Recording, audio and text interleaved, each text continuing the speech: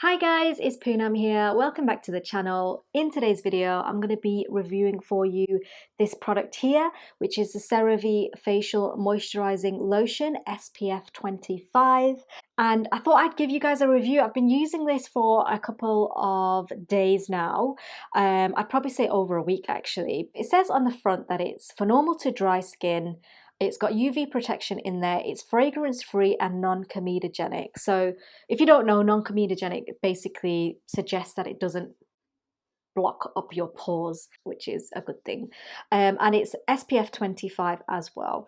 I do really love the packaging. I think this little pump thing is really great, and it's really convenient to use, which is one of the things I really love about CeraVe products, apart from the tub. Don't get me wrong, I love that moisturizer, but I hate that tub. I wish it just came in like a squeezy tube or something like this, a massive one or something. But yeah, I really like the packaging for this. It's really convenient. So you get 52 ml of product in here, and it's about £13, which in reality is a bit of a rip-off actually for 50 ml of product, considering you're not really getting an amazing SPF coverage.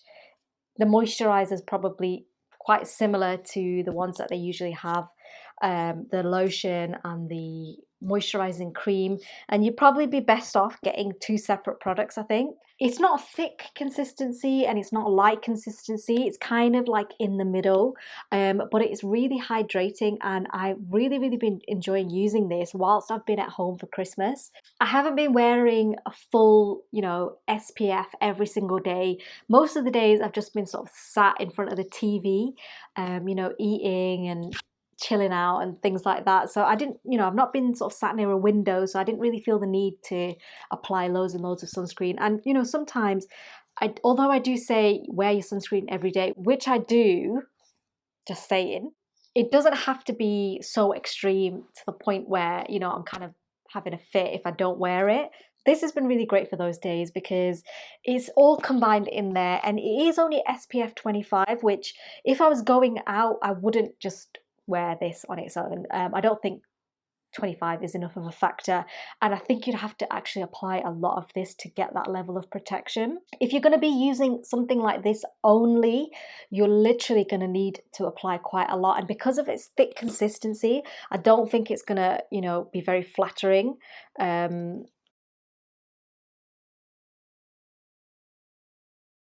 is for normal to dry skin,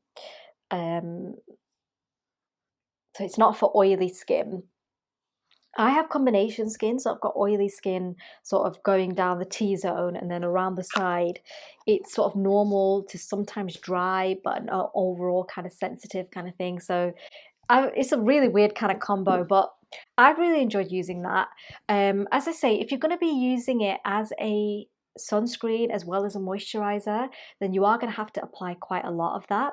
If you're just using it as the first step in your skincare, or perhaps second or third, however you apply your skincare. But if you're applying this as a moisturizer and you're going to use a sunscreen on top, then you're good to go really. So the chemical filters in here do provide coverage for UVA and UVB protection, which is definitely what you want to be looking for. So obviously, in the true spirit of CeraVe, it's got ceramides in it, which is great. It's good for your skin barrier, as I've mentioned many times before. It really helps strengthen the skin barrier, and it's going to help your skin from becoming aggravated or irritated from other aggressors. And if you're using a lot of exfoliants or retinol and things like that, using something with ceramides in it is really going to help protect it. So it's great for that. Of course, it's fragrance free as well, which is great. It's also got where is it? Niacinamide, which is quite high up on the list. Niacinamide is a great ingredient for skincare. It's helps with anti-aging, hydrates the skin, it soothes the skin. So it's a real like sort of superstar ingredient that people really love to use. Personally, when I've tried using niacinamide on its own, I used the ordinary serum. I think it was 10% or something like that. But when I used that, my skin did not like it at all, and I think it was perhaps a little bit too strong. And it's been okay using this so far, so maybe it's one of those things that you have to kind of like, if you have sensitive skin, you've got to sort of tread lightly in. But as I say, since I've been using that, it's been fine. It hasn't been irritated. It doesn't dislike the niacinamide. So I'm really happy with that actually, and hopefully my skin will, you know, get used to that a little bit so I can use a niacinamide serum or something in the future. It's also got sodium hyaluronate in there as well, which CeraVe products usually do, and that of course is another type of hyaluronic acid, a smaller molecule, but essentially does the same kind of thing. So that's a good ingredient to have in there. One of the ingredients in here, one of the chemical filters that are in here, is an ingredient called butyl methoxydibenzoylmethane. Now, I'm sorry about the pronunciation because I clearly can't pronounce it. I'll write that down below here.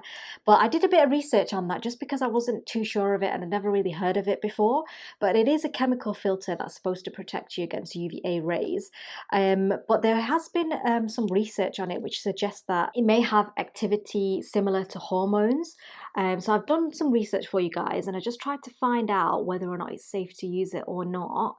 And there's kind of a bit of a question mark around it.